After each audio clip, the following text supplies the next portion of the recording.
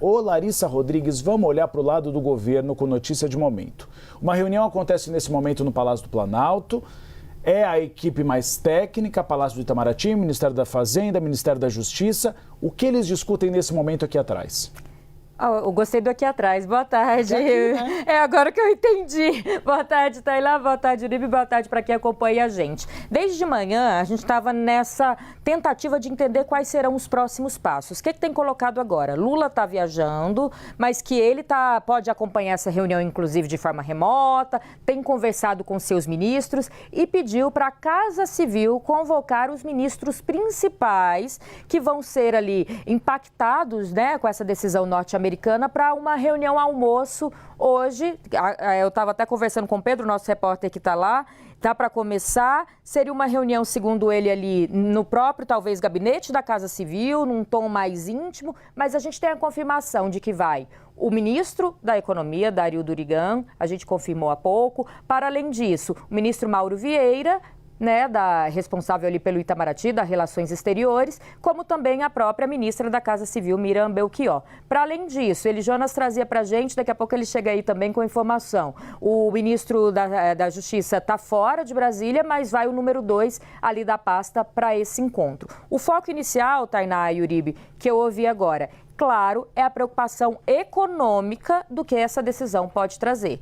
Como também conseguir chegar num discurso único, para que não tenha posicionamentos diferentes. A gente percebeu que não houve ali muitas falas vindas do Palácio do Planalto de forma oficial depois dessa decisão do presidente Donald Trump.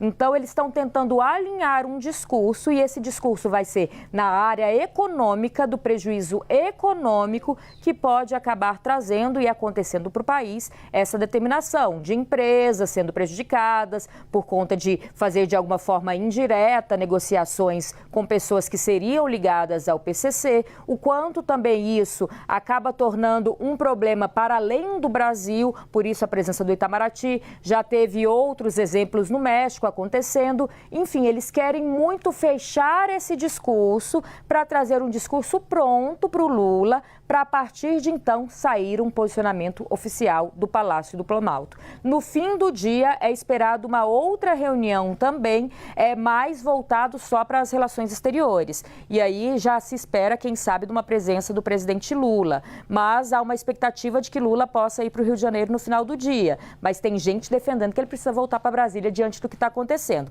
A gente, claro, vai seguir acompanhando no decorrer do dia, mas nesse momento que dá para a gente afirmar. Houve uma convocação dos ministros para que essa reunião aconteça, uma reunião almoço agora ali no Palácio do Planalto, para se fechar um discurso conciso para então sair de forma oficial algum posicionamento do governo federal, que ainda não aconteceu, Tainá e Uribe. A expectativa é que saia, né? Quando há uma decisão tão impactante, com essa força, né? E se tratando dos Estados Unidos, com quem o governo brasileiro vem tratando de outros assuntos e negociando, existe, portanto, a espera de uma nota oficial, de alguma manifestação oficial vinda do Palácio do Planalto. A partir daí é que o discurso do presidente Lula publicamente vai ser moldado. Larissa, você monitora para a gente, então, por favor, essa reunião. Começando, nosso repórter Pedro está lá também, em posicionamento, e disse que parece que ainda não começou, não. Tá. Mas a gente está de olho, conversando com os ministros, principalmente ali na economia, para saber o que vem daqui a pouco. E eu volto, combinado? Eu vou falar disso agora. Lari, obrigada pelas atualizações. Eu vou trazer bastidor sobre esse assunto, porque o presidente Lula tem consultado já ministros, auxiliares próximos desde ontem para calibrar a reação do governo à decisão dos Estados Unidos de classificar as facções criminosas brasileiras como organizações terroristas.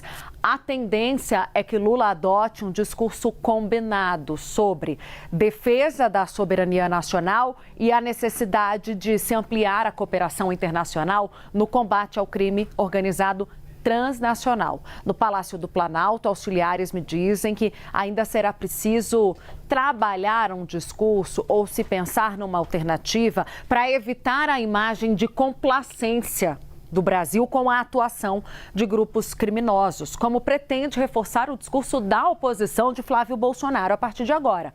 Ao mesmo tempo, Lula precisa se contrapor à medida de Trump, sempre foi contra ela, por considerá-la um tipo de interferência externa em assuntos competentes às autoridades brasileiras.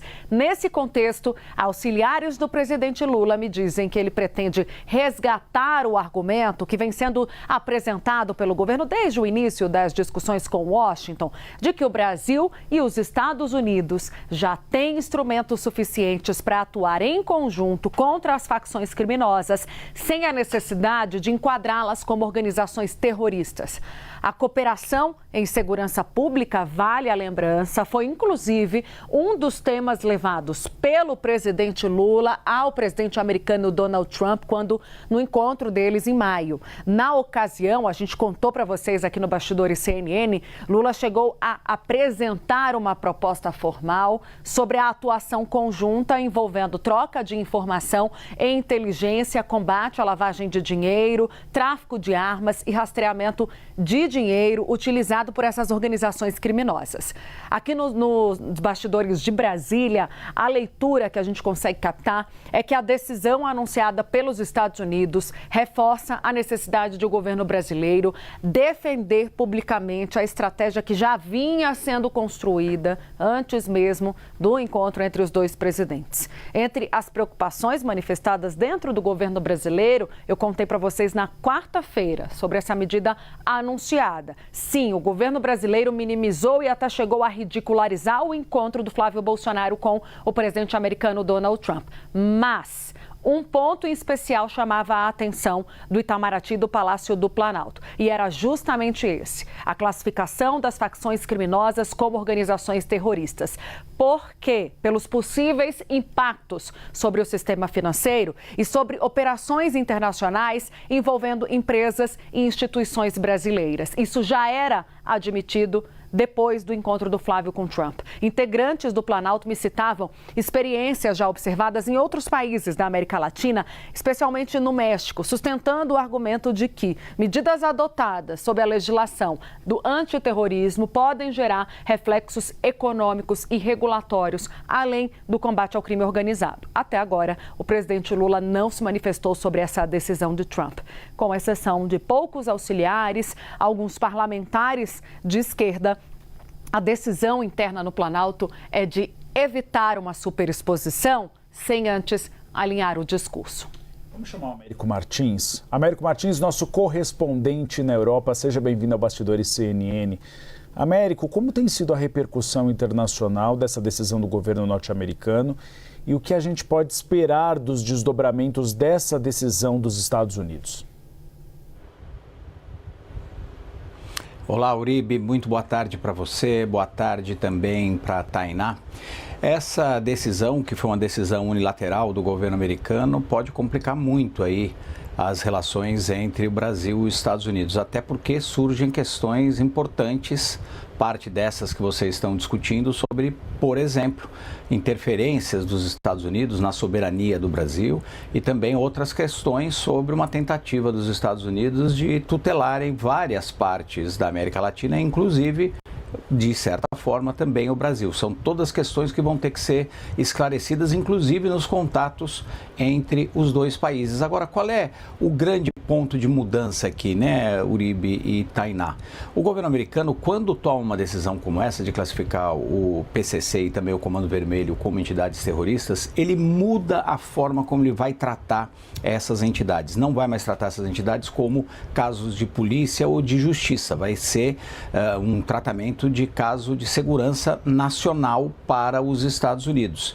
E por isso pode complicar muito, inclusive, a colaboração que já existe entre Polícia Federal, FBI e outras agências dos dois lados, que já trabalham em conjunto, especialmente para asfixiar claro, a parte financeira do crime organizado. Ao tratar esse tipo de assunto como um assunto de segurança nacional, os próprios agentes americanos ficam limitados no tipo de informação que eles podem dividir, por exemplo, com as autoridades brasileiras. Além disso, eles ficam autorizados a fazer, por exemplo, operações clandestinas no Brasil, o que pode eventualmente acontecer sem autorização das autoridades brasileiras, o que seria, claro, uma violação da soberania brasileira. Poderia ser, pelo menos. E a gente tem precedentes com relação a isso, né, que é preocupante nesse processo todo. Por exemplo, as ações que os Estados Unidos tomaram, justificando que estavam agindo justamente contra o que eles classificaram de organizações narcoterroristas, que foram, por exemplo,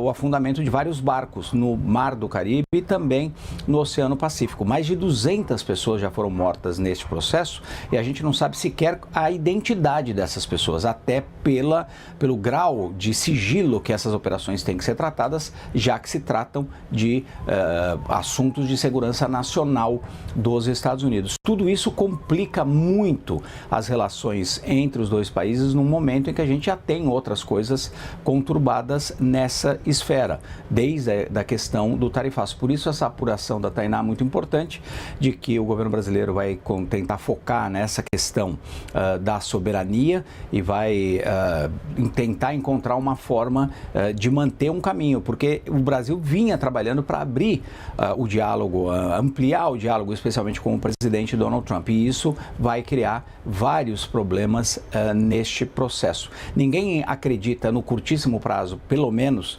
em algum tipo de ataque militar dos Estados Unidos, mas essa possibilidade em tese existiria, e nós já tivemos precedentes disso em outros pontos da América Latina. É preciso lembrar que os Estados Unidos, na sua doutrina de segurança nacional, diz claramente que quer doutrinar, quer tutelar a América Latina, quer controlar a América Latina dentro da sua esfera de influência. Então, por isso, essas questões sobre soberania e sobre tutela são tão importantes e vão ter que ser debatidas em algum momento.